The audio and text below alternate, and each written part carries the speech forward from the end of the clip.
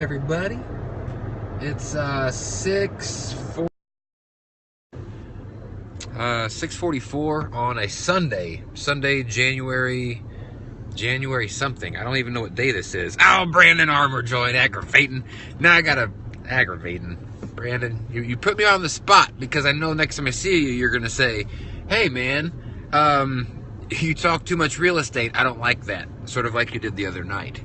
And it's hard for me emotionally when that happens. But this is a part real estate, part mindset thing. And the reason why it's so dark is I'm sitting in my gym parking lot waiting for this girl to bring up a key that my wife is supposed to get or something. So I just sat here and ate a Butterfinger egg. I just ate a Twix egg. And I just had 3 Reese's peanut butter cups. And I thought that it was ironic that I was sitting here at the gym eating that. It's great. So now I have a stomach ache. So here's this won't help you any. It might help you a little bit, Brandon. But for real estate people, here's what's going on. And here's something I want to talk about. So I had some conversations today when it comes to business, whenever it comes to real estate, about. There was a guy who asked a question and said, "Hey, here's something that I want to send out to people." And it had a statement in it that said something along the lines of, "Hey, sorry that your last agent, your house didn't sell, and the last agent failed to get the job done," or something along those lines.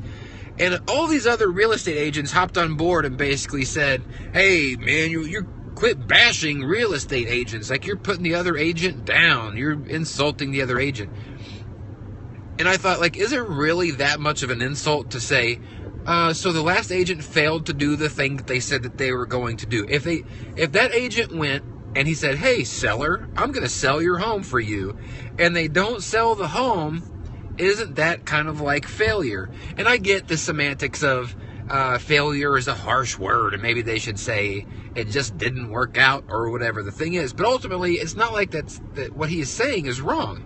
That person did not do the thing that they said that they were going to do, presumably.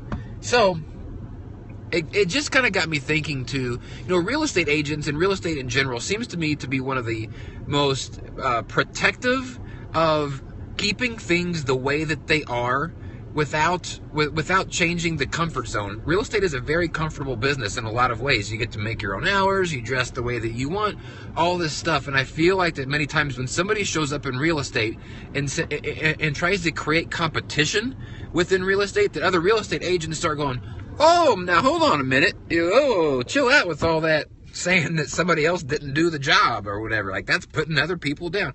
And it's not. It's just calling things what the things are, right? So, and maybe I'm cynical. Maybe it's offensive. I don't know. But to me, I just look at it and say, how come if I'm trying to get somebody's business and they worked with another agent before and they didn't get that result that agent said they were going to get them, how come I can't just point out that other agent did not work out and maybe they could try something different? And, like I said, I think real estate wants to stay the same in a lot of ways, and I think the agents want to keep it the same. For example, several months ago, I saw a post online that Lowe's, the company that Lowe's, they do home improvement, that they had started a program to work with buyers of homes to give them some sort of a rebate or something.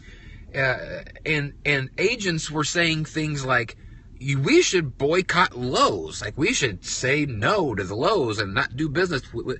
Instead of these agents saying, we need to do a better job and give these buyers something of value that maybe Lowe's isn't doing. Instead of saying, hey, Lowe's is creating competition for these buyers, instead of saying, we need to make our business better, real estate agents started going, well, let's just boycott them. Let's not worry about changing our business. Let's try to revolt against Lowe's. Like, that would turn out well. And it just blows my mind that agents, instead of wanting to create something more, instead of wanting to call things what things are, if an agent does not do the job they said they were going to do, it's okay to say that agent failed to do that job. Maybe it's just me. Maybe I'm old school, whatever. But I think real estate agents want this business to stay the same in a lot of ways. They don't want it to change because it's comfortable. It's a comfortable business. And if somebody shows up and says, like, you know what? I think that I want to do this different. Like, I think I got an idea that nobody else is going to do. All of a sudden, other agents will start going, well, now, hold on a minute. That's kind of crazy. That's kind of crazy. Let's go back and do it this way we've been doing it. It's a little bit better, and you don't want to offend all these other agents, do you?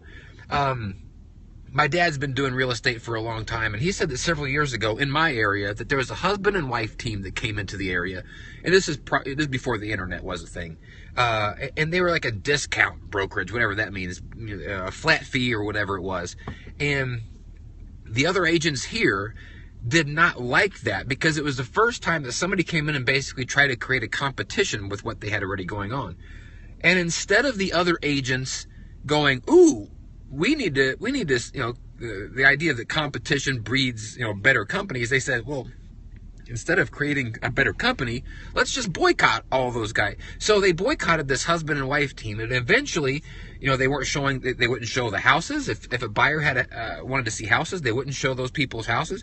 These agents, even though they're not supposed to, ended up running those agents out of town because it was something different. And here we are, 15 years later, and real estate agents are still performing and still doing a bunch of the same shit that they were doing to run those people out of town, which just goes to show there's not a lot of progress in this, and real estate agents want things to stay comfortable. And we wonder why the public has trust issues with us. We wonder why the public looks at us and says, they're not really doing anything except putting a sign in the yard. It's because we're so adamant about never changing that the public has now surpassed us as far as knowledge on how real estate works.